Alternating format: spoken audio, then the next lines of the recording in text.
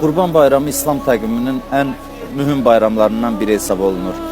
Qurban Bayramı Həzrət İbrahim əleyhissalamın adıyla bağlıdır və Quran-ı Kərimdə həcc ayinlərindən biri kimi qeyd olunur. Həcc qurbanla, həccin mühüm hissəsi qurbanla tamamlanır.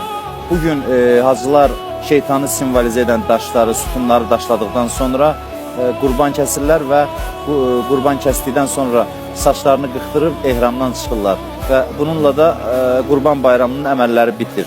Qurban Bayramı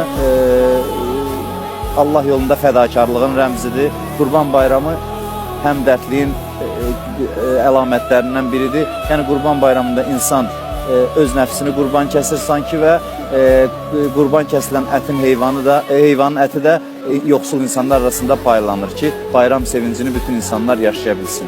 Həcc ayini demək olar ki, Qurban Bayramı ilə həcc ayının mühüm bir hissəsi tamamlanmış olur.